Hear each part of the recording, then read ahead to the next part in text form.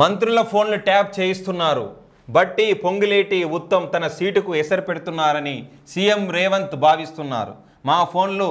మా ఫోన్లతో సహా వేలాది ఫోన్లు ట్యాప్ అవుతున్నాయని మన కేటీఆర్ గారు దీన్ని సభాముఖంగా మాట్లాడడం జరిగింది. అయినా కాంగ్రెస్ పార్టీకి ఆ పరిస్థితి ఏముంది? అయినా ప్రస్తుత ముఖ్యమంత్రికి ఫోన్లు ట్యాపింగ్ చేసే అవసరం లేదు. ఎందుకంటే వాళ్ళ పరిపాలన అనేది విజయవంతంగా 2 సంవత్సరాలు పూర్తి చేసుకున్నారు. ఇంకా కాంగ్రెస్ ప్రభుత్వం ఇంకా 3 సంవత్సరాలు పరిపాలన మాత్రమే మిగిలి ఉంది. ఇది ఇప్పుడు 3వ సంవత్సరంలో ఈ ప్రభుత్వం అనేది నడవడం అనేది జరుగుతుంది. అయినా సీఎం రేవంత్ రెడ్డికి మళ్ళీ మంత్రుల యొక్క ఫోన్ ట్యాపింగ్ చేసే అవకాశం ఏమి ఉండకపోవచ్చు. ఏదైతే ఏంది, ఇక ప్రతిపక్షం కాబట్టి ఆయనే కేటీఆర్ గారు నిన్న చాలా ప్రభావవంతంగా బహిరంగంగా చాలా ఉత్సాహంగా మాట్లాడడం అనేది జరిగింది. మరి ఎందుకంత ఆవేశంగా మాట్లాడాడు, ఎందుకు మాట్లాడాడు అనేది కూడా ఒకసారి మనం చూద్దాం. నేను లోకేష్ను కలవలేదు, కలిస్తే తప్పేంటి?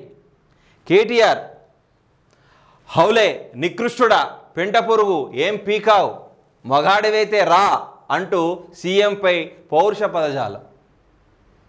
ఒక్కసారి ఈ భాష చూస్తే ఎంత భయంకరంగా ఉందో ఒక్కసారి చూడండి. ఇది భవిత కానీ యూత్ కానీ తెలంగాణ ప్రజానీకం చదివితే ఎట్లా ఉంటుందో మాట్లాడిన వ్యక్తుల యొక్క విజ్ఞతకే వదిలేయడం జరుగుతుంది. ఇక్కడ పరిస్థితి చూడండి.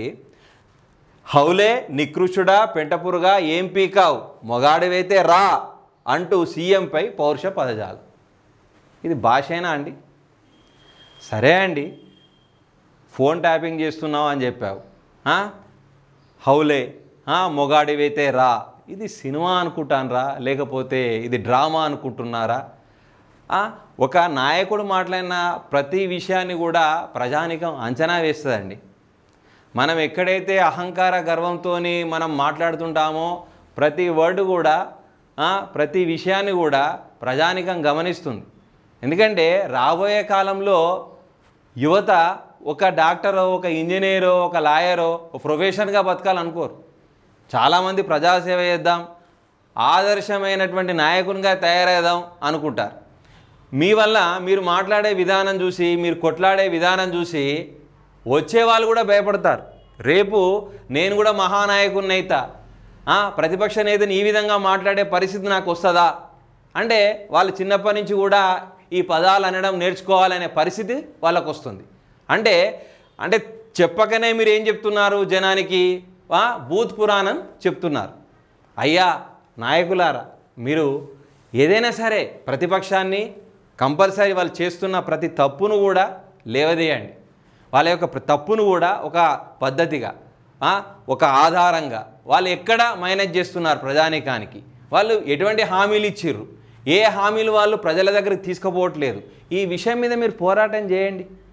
మాట్లాడేటప్పుడు యువత ఉంది, చాలామంది విద్యావేత్తలు ఉన్నారు, చాలామంది జనం ఉన్నారు, మిమ్మల్ని వాళ్ళు ఆదర్శంగా తీసుకుంటారు. ఎందుకంటే మీరు చదువుకొని ఎంతో డిగ్రీ, ఎంతో ఉత్తమమైనటువంటి చదువులు చదివి ఈ యొక్క రాజకీయ రంగానికి వచ్చారు.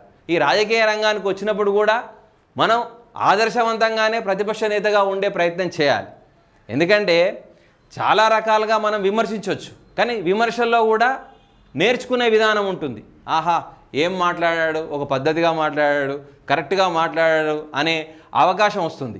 ఈ 4-5 లైన్లు చదవగానే ఈ వార్త చదవడానికి కూడా ఎవరు కూడా ఇష్టపడే అవకాశం ఉండదు. ఇది ఎట్లా ఉందంటే ప్రతిపక్ష నేత ప్రస్తుతం ఉన్నటువంటి రాజకీయ నేతల మధ్యన మీదే మీ యొక్క గొడవల్లాగానే ఉంది. కానీ ప్రజలకి ఇలా ఎలాంటి మేలు జరిగే అవకాశం కానీ ఏది కానీ కనిపించే అవకాశం అనేది లేదు.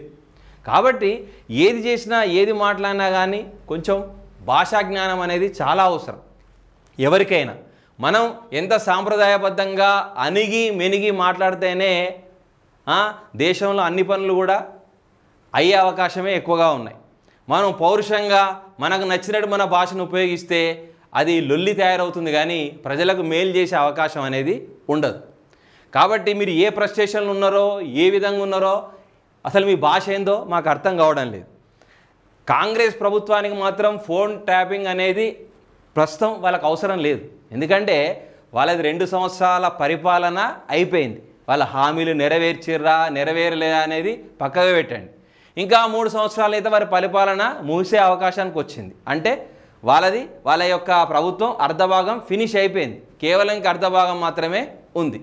అంటే ఇప్పుడు నేను చెప్పబోయే న్యూస్లు ఏంటి అంటే, ఏ నాయకుడైనా సరే కొంచెం మాట్లాడే విధానం ఇప్పుడు ఈ బూత్ పురాణం తగ్గించుకుంటే మనం వినడానికి చాలా బాగుంటుంది.